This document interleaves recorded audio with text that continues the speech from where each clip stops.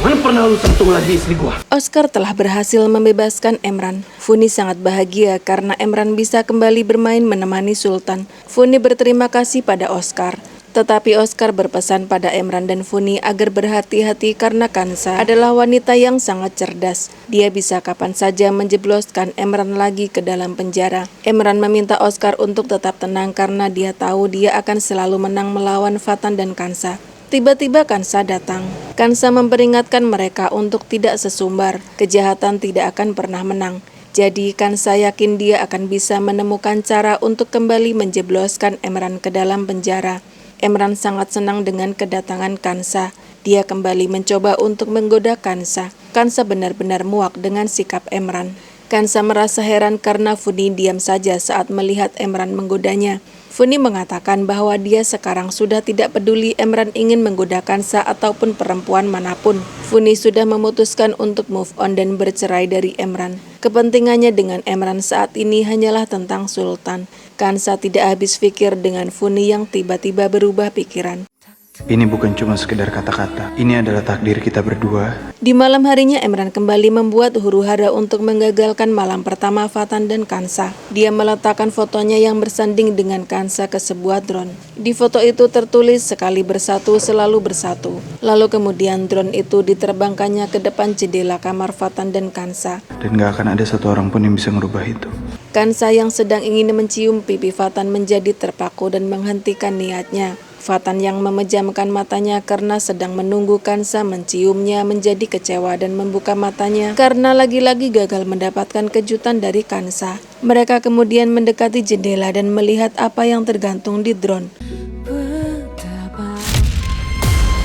Fatan dan Kansa sangat geram setelah melihat foto Kansa diedit berpakaian pengantin dan berpelukan dengan Emran.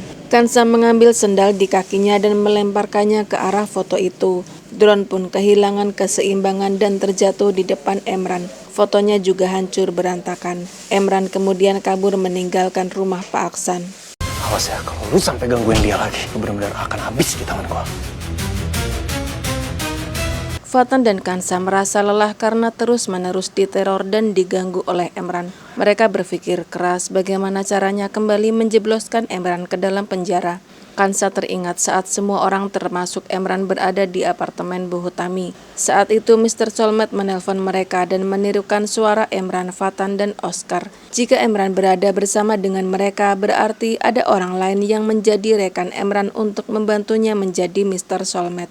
Kansa dan Fatan akan menyelidiki siapa orang yang telah membantu Emran.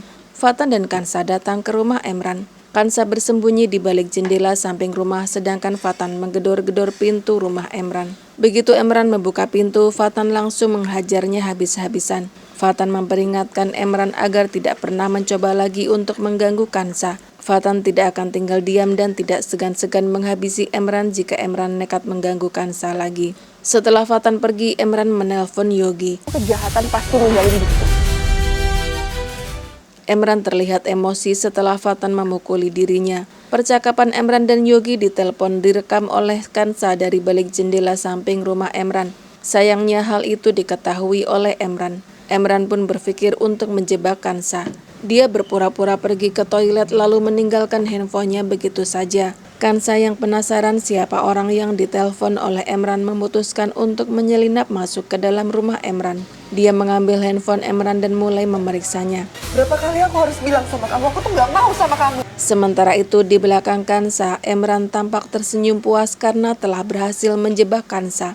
Emran merebut handphone miliknya yang berada di tangan Kansa. Kansa terkejut karena tiba-tiba Emran berada di belakangnya. Emran kemudian mencekal tangan Kansa dan menyeretnya ke dalam kamar pribadinya. Ya tapi berapa kali juga aku harus bilang sama kamu kalau aku cinta sama kamu, Sa? Ya tapi aku enggak, Emran. Kansa berusaha untuk berontak, tetapi tenaga Kansa kalah oleh tenaga Emran. Kansa pun terkunci berdua bersama dengan Emran di dalam kamar Emran.